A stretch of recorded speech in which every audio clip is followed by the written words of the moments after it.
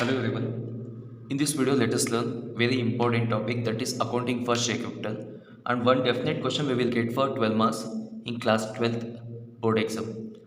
So let us see what it means. Accounting for share capital, what do you mean by shares? Everything let us learn in this video. First one. So as we know that there are five forms of organization, which means if you want to start your business, you can have five different kinds of ownership. One is forms of organization.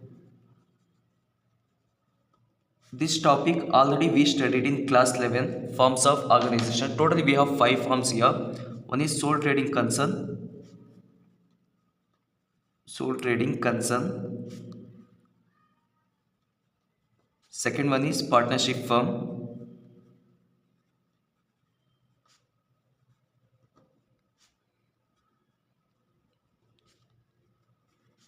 HUF, Hindu Undivided Family. And fourth one is cooperative societies. Cooperative societies. And last one is societies. And last one is we have joint stock company. We have joint stock company. So our chapter is all about joint stock company. So sole trading concern is nothing but where one person will be managing business, means it is single owner business. One person is investing amount and starting business, sharing profit and losses, everything is managing, means that kind of business is called as sole trading concern. And if there is two or more people, we call it as partners. They are going to manage business, invest amount and share profit and losses. Then it is called as partnership firm. In case any business is managed by family, means head of the family we call it as Karta and remaining members they will be supporting Karta. So those kind of business we call it as HUF, Indo Undivided Family. And if more than 10 people they become members and they start their business for the welfare of each and everyone, then it is called as cooperative societies. And in case if business is started by collecting amount from public, we call it as shareholders, n number of shareholders, then those kind of organizations we call it as joint stock companies. Now let us see what do you mean by joint stock company. Joint stock company is nothing but it is an artificial person. It is an artificial person created by law, created by law, having a perpetual succession, having a perpetual succession with a common seal, with a common seal, with a common seal. That organization is called as joint stock company.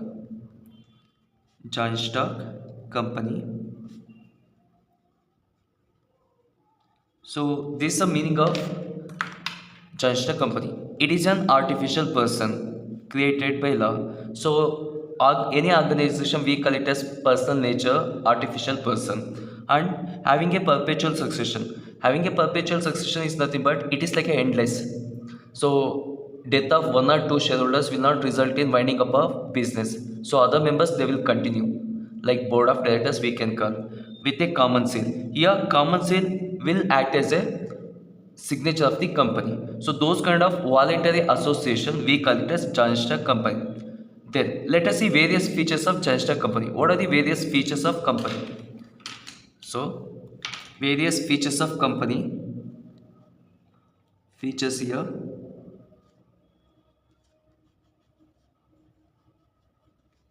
First one is nothing but it is a artificial person, artificial person. Second one is perpetual succession, perpetual succession. And next one is common seal, common seal. And next one is limited liability. It is very important, limited liability. And last one is transferability, transfer of shares. Shares are ownership we can call. So these are the various features of joint stock company. If you want to consider any organization as joint stock company under various forms of organizations, those organizations should consisting of these features. Then only we can call it as company. Now let us learn one by one here. First one is artificial person. See, artificial person is nothing but, so any organization which is created by law, then that organization we can call it as artificial person. It can act as a person. It can purchase land on its name. It can enter into contracts on its name. For example, let me take Canara Bank. Canara Bank purchased land on Canara Bank's name, as well as it can enter into the contract on the name of Canara. Then, perpetual succession. As we know that there are n number of board of directors, n number of board of directors as well as shareholders. For example, with the death of one person will not result in closing of business. Remaining people, they will continue the business. But it is not applicable to sole trading concern because only one person will be managing business. So with the death of that person, that business will going to wind up. Then, common sin. See here, being an artificial person, it can't sign like human beings. So it can't speak, it can't sign. So what we do here, that common sin of that company we consider as a signature of the company. Then, limited liability. See, limited liability is nothing but where in a business losses arise means whether it is impacting on personal property of members or whether it will limited to their investment. There it differs. For example, let me give one example here. Let me take, there is a one sole trading concern. So Mr. A invested 1 lakh rupees. Mr. A invested 1 lakh rupees into his business, but in that business total loss incurred is 3 lakh. He has invested only 1 lakh rupees, but in his business, due to some reasons, totally 3 lakh rupees loss incurred. Though his investment is 1 lakh, so he has to cover 3 lakh rupees of loss because this business belongs to him and he is the only person who will share profit as well as losses. Then he has to sell his personal properties. Then remaining of 2 lakhs, shortage of 2 lakh rupees, he need to cover it out of his personal property. He should sell it and he should use it for his business loss. Then it is called as unlimited liability. Any losses in business, if it is impacting on sale of his personal property, then those kind of liability we call it as unlimited liability. But in case of joint stock company, if we are taking, for example, I have invested 1 lakh rupees on Infosys. Let me take Infosys here. If I have invested 1 lakh rupees on Infosys, in Infosys company, let me take, there is a loss of 3 lakh rupees. So I have invested only 1 lakh. In case 3 lakh rupees loss means I no need to pay remaining 2 lakh rupees of loss because my liability is limited till 1 lakh. So maximum I may lose 1 lakh. I no need to sell my personal property and I no need to face this 2 lakh rupees. So if my liability towards losses is limited towards only up to my investment, then it is called as limited liability. In joint stock company, members liability is limited till their investment. And next one is transfer of shares. Transfer of shares are nothing but here whether you are permitted to transfer your ownership. For example, if I am having partnership firm, easily I can't transfer my ownership. But if I am having shares of Infosys, in a share market, I can easily sell my shares to someone. Then I can transfer my ownership to someone easily. So joint stock company, it permits me to transfer my shares as well as my ownership to someone. So easily I can purchase as well as sell my shares here. These are the various features of joint stock company. So till now we discussed what are the various forms of organization of ownership. What do you mean by joint stock company? And if you want to consider any organization as joint stock company, what are the various features it should include? Now let us see. If I want to start my joint stock company, what are the various where I can raise funds? First one, for rising funds to start my company, usually we will be having two options here. One is own funds, own funds, and second one is borrowed funds, borrowed funds. So these are the two options we'll be having to raise funds and start my business. First one is own funds. Own funds are nothing but my savings. So being a owner, he will be having certain amount, so he can use that amount and he can start his business. And if whatever amount available in his hands is not enough, means he can go for asking his friends, or he can go for getting funds from banks. Means if he is collecting money from outsider, if he is raising funds from others, then that is called as borrowed funds or outsiders funds. If he is using funds whatever he is having, then it is called as own funds. Then, so own funds, if I am starting my business, if I am using my amount, then I will become owner. Actually, in joint stock company, shareholders are called as real owners of the business, which means, so if you are issuing shares to public and if you are collecting money from public, then that person will become shareholder and he will become real owner of the company. Now let us see what you mean by shares. For example, let me take one cake is there. Let me take one cake is there, and what I am doing, I am making 6 pieces here, and each piece value is 20 rupees. Then into 6 means, if I am selling these 6 pieces to public, I will receive totally 120 rupees. Just like this, for example, if I want to start my business, I may require 120 rupees. Then what I do, I am going to issue 6 shares or certificates to 6 people at the rate of 20 rupees. Then I will collect totally 120 rupees. I am going to issue each piece to public, means each share certificate to public, that is 6 shares, and I will collect 20 rupees each. Then totally I will receive 120 rupees. Out of this I am going to start my business. So total amount collecting from issuing shares, that total amount is called as share capital.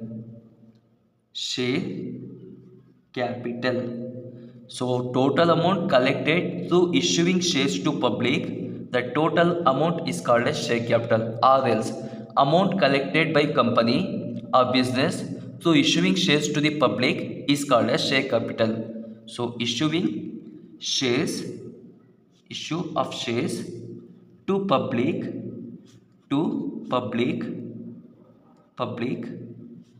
whatever amount I will receive, that amount is called as share capital here. Then, out of total share capital, the single part or one piece of total share capital is called as shares. So I can say shares are the share in the share capital. Shares are the share in the share capital is called as shares. A small part of the total share capital. Part of share capital is called as shares. So single piece or one part of total share capital is called as shares. Then let us see how many types of shares we have. So basically we have two types here. One is equity shares, and second one is preference shares. So we have two types of shares here. One is equity shares and second one is preference shares.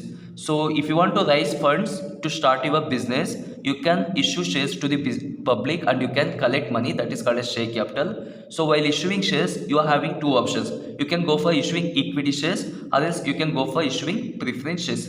Then let us learn what is the difference between equity shares and preference shares. First one we have here preference shares. First one we have preference shares. As name itself says, preference shares are nothing but these are the shares which are having preferential rights. Which are having preferential rights to receive dividends on the amount invested, and redemption of shares or repayment on shares, to collect repayment amount on the preference shares. So they will be having first importance of preferential rights to receive dividends, which means, so before paying dividends to someone, first we need to pay to preference shareholders. And at the time of closing of your business, before paying to before settling to equity shareholders, first you need to settle down preference shareholders, and if any amount remains, then that amount will be paid to equity shareholders. So preference shareholders, they will be having preferential rights to collect dividends as well as invested amount. Then let me tell you what do you mean by equity shares. Equity shares. Actually, shares and equity shareholders are called as real owners of the business. Real owners of the company, because they will be having right to participate in management meetings as well as decisions. Participation they can do. So whenever management like board of directors or any meetings are going on, they can participate in that meetings and they can give their opinions. They can take place in that meetings and they can give opinions. So they will be having participation rights, and they can go for voting rights. Voting rights. So usually these two benefits enjoyed by equity shareholders, and in case of more profits, they will receive more dividends. So, but where preferences, their rate of dividends will be fixed usually. For example, 10% means each year 10% of dividends they will get on the invested amount. But in case of equity shareholders, if there is 1 lakh rupees of profit means they may receive 1000 rupees. In case they are having 2 lakh means they may receive 20,000. If there is a profit of 3 lakhs means they may receive 3000 rupees. So whenever profit increases, their dividends will be fluctuating, increasing. So this is a benefit received by equity shares holders. Then let us know what do you mean by equity shareholders. Any person is having equity shares are called as equity shareholder. Equity shareholder. For example, if I purchase shares of Wipro company, then I will become shareholder of Wipro, which means real owner of the Wipro company. I can participate in management decisions, meetings. I can go for voting rights towards election of board of directors, and I can enjoy bonus shares as well as more dividends. And any person is having preference shares is called as preference shareholder. Preference shareholder. If you are having preference shares of Infosys company, then you are called as preference shareholder of Infosys company. If you are having shares of equity shares of Wipro company, then you are called as equity shareholder of Wipro company. So these are about theory part of accounting for share capital. So in next class, next video, let us learn 12 marks journal entries. Thank you.